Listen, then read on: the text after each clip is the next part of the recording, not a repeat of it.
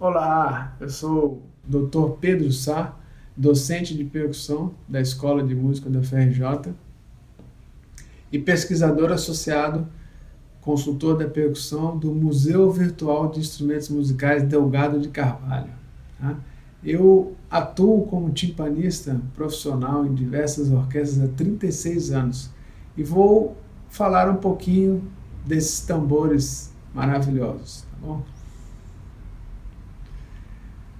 Com relação à classificação organológica, os tímpanos são membranofones com som de altura determinada.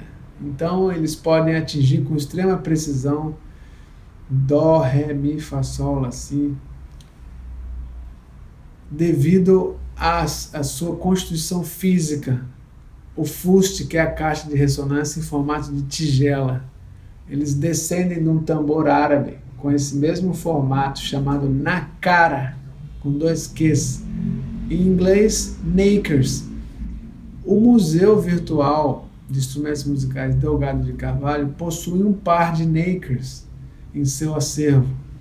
Vale a pena vocês visitarem o site, que vocês vão ver lá fotos, tem arquivos com áudio desses tambores, tá? E tem descrição dos tambores que eu forneci. Pois bem, esses tambores na Arábia, eles eram usados com objetivos militares. Então, era um soldado que, cavalgando um camelo, ele utilizava um tambor pequeno e outro grande, um agudo e um grave em cada lado de um camelo. E esses tambores foram entrando na Europa através de eventos militares, como as cruzadas. Chegou um momento que todos os reis da Europa tinham tímpanos em seus regimentos, e os timpanistas tinham uma posição de nobreza, ganhavam muito bem. Bons tempos, né? Mas então, historicamente, os tímpanos, eles tiveram a sua primeira atuação na estrutura de uma orquestra sinfônica com Jean-Baptiste Lully, tá? No Barroco. Foi em 1675, na ópera Tizi. Os tímpanos, nessa obra, ainda tinham muito emprego associado a essa tradição militar, juntamente com as cornetas. Porém, os tambores daquela época não eram como os tímpanos atuais. Os tímpanos foram aumentando de tamanho. Eles não tinham pedais, tá? Eu vou comentar sobre isso daqui a pouco. Mas a gente sabe que os tambores do Barroco, eles eram, além de menores, eles tinham menos ressonância.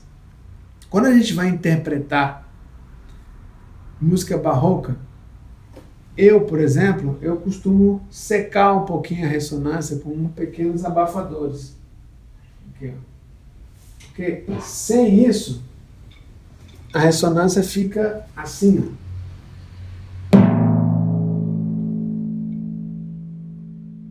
A gente sabe que os tambores barrocos não tinham essa ressonância toda, então eu costumo secar um pouquinho, tá? Eu vou mostrar para vocês.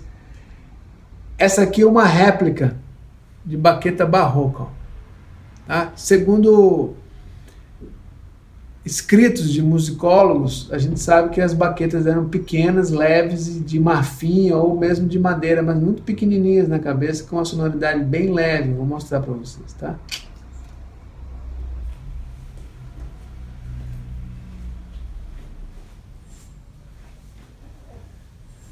Por exemplo, o Oratório de Natal de Bach, que já começa com solo de tímpanos e tudo.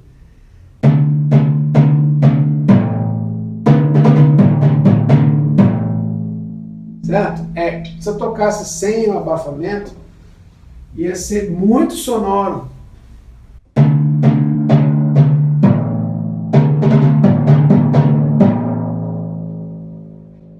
Certo? Então, é uma forma de interpretação. No classicismo, principalmente com Mozart, segundo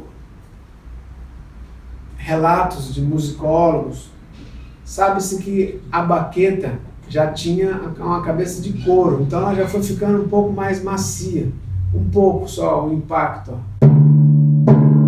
com relação a essa baqueta aqui, que era totalmente de madeira, ó.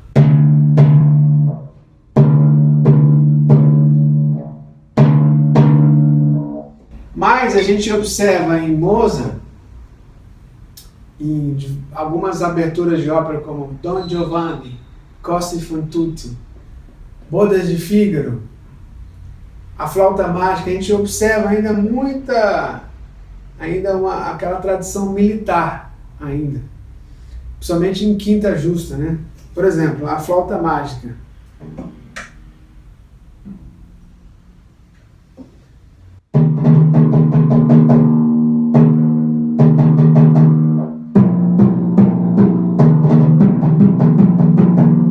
Então ainda tinha muito essa relação de quinta justa e uma sonoridade muito militar, né? Um compositor que começou a, digamos, quebrar essa hegemonia, porque existia uma corporação, tá, de timpanistas e trompetistas, eles tocavam tudo em uníssono, pem, pem, pedem, pam, pim, pam, pim, corneta, né? Inclusive tinha limitações, fazer mais tríades, os tímpanos também não tinham pedais, então fazia muito esses intervalos de quinta justa. Mas o Beethoven, o jovem Beethoven, ainda no classicismo, na primeira sinfonia, segundo movimento, ele já começa a dissociar os tímpanos dos trompetes. Então, trompete 1 e 2 em dó, ele faz, por exemplo, ele toca uma nota longa e os tímpanos, sol. Então os tímpanos têm uma voz e os trompetes outra voz, não é em uníssono como era antes, no barroco e até mesmo no classicismo, com Mozart e mesmo Haydn. Então Beethoven já começou a mostrar os tímpanos, empregar o instrumento de uma maneira solística, nunca usada antes. Essa evolução continuou, por exemplo, na sétima sinfonia, ele empregou um intervalo de sexta menor, falar, olha que interessante.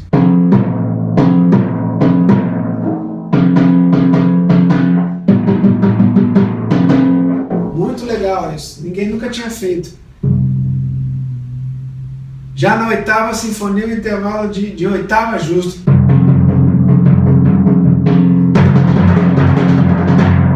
E depois, na nona sinfonia, no segundo movimento, os tímpanos é que apresentam o motivo.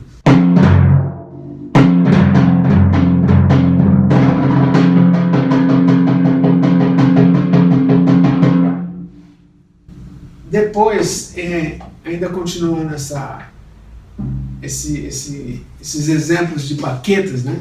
Esteticamente falando, a primeira de Brahms, considerada por muitos como a 10ª de Beethoven, já empregava uma baqueta mais pesada na cabeça, que inclusive é conhecida como baqueta Brahms.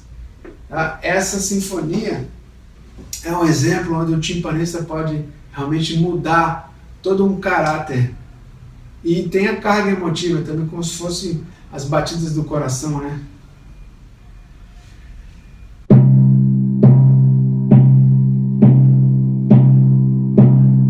Tá. E ainda falando de coração, né, no romantismo, por exemplo, o Tchaikovsky, na abertura Fantasia Romeu e Julieta, ele também emprega os tímpanos fazendo o coração ali, ó. A gente abafa. Subentende-se que os tímpanos já tinham uma ressonância ali, porque ele pede, né, uma articulação, mas não é nada seco, né?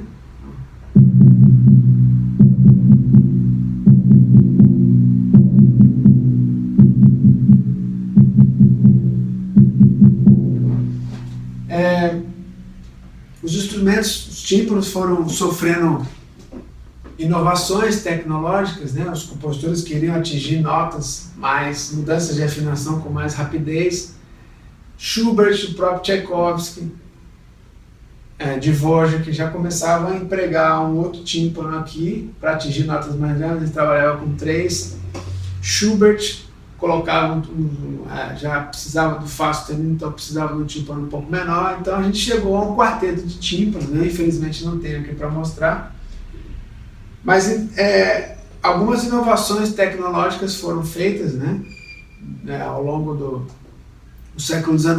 Então o instrumento passou pelo sistema de manivela para mudança de afinação, passou pelo sistema rotativo, muito semelhante ao que é rototom hoje em dia.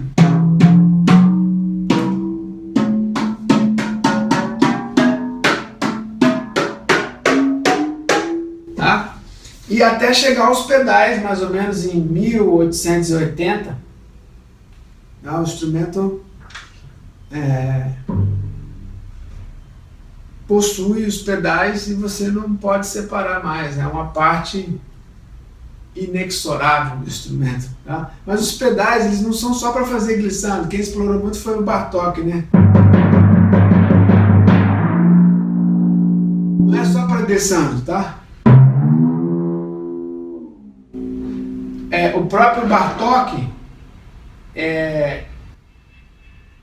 empregou um tipo de baixo no quarto movimento do concerto para orquestra, em que você muda a nota no momento que você articula, tá? E qualquer glissando pode e deve ser eliminada.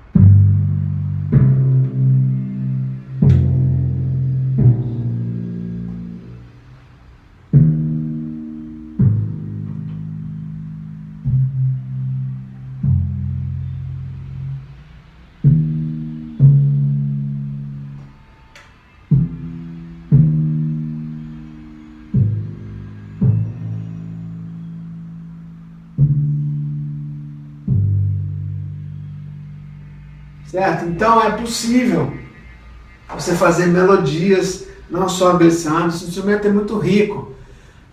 Muitos compositores ainda têm uma visão assim, digamos, pobre, né, dos tímpanos. Tá? Inclusive o meu doutorado pela Unirio, sobre orientação do professor Dr. Marcos Lucas, foi sobre composição para tímpano solo, né, obras de Samuel Peruzolo e Dimitri Servo. Então é isso, eu falei um pouquinho do instrumento para vocês, espero que tenham gostado, tá? E é isso, um grande abraço, fiquem sempre atentos às publicações do Museu Virtual de Instrumentos Musicais e a gente se vê por aí. Tchau!